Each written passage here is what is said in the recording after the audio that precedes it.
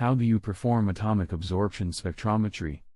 To carry out atomic absorption spectrometry, you require three main components: 1. A light source. 2. The cell you are sampling. 3. A means of measuring the light the sample will absorb. Once converted into a vapor, the sample is atomized. Then a beam of electromagnetic beam passes through it.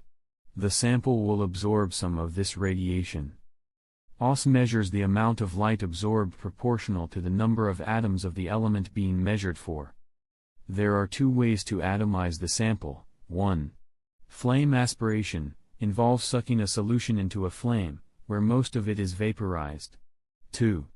Electrothermal atomization, where the sample is placed in a hollow tube, and, once heated, is vaporized completely. After vaporization, the sample is ready for preparation for measurement.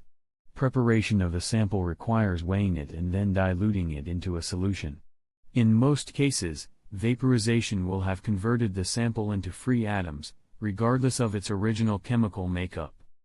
The OS process also requires a calibration curve, which will help determine the concentration of the element you are testing for based on previous measurements of it in known concentrations. The measuring instrument, known as a spectrometer, is calibrated for the specified element. This calibration can be rescaled, depending on how concentrated the sample is. Once the sample is fed into the instrument, it will show up on the instrument's calibration curve. The normal light source used in OS is a hollow cathode lamp. This type of lamp contains a hollow cathode made of the element being analyzed and an anode electrode. Both these are sealed in a hollow tube filled with a noble gas.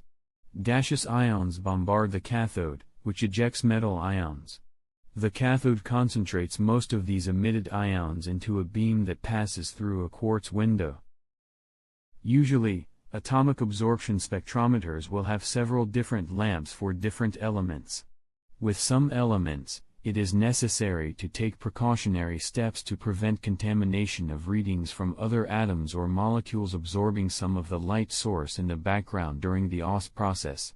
One method is to use two light sources, a cathode lamp and a deuterium lamp, which produces broad-band radiation but not specific spectral lines. The spectrometer also incorporates a monochromator. It selects the specific light appropriate to the element from the cathode lamp and directs it onto a detector. By constantly monitoring both the light source and the reference beam, you can ensure that the spectrum is not suffering a loss of sensitivity, as the intensity of the light source may not always stay constant.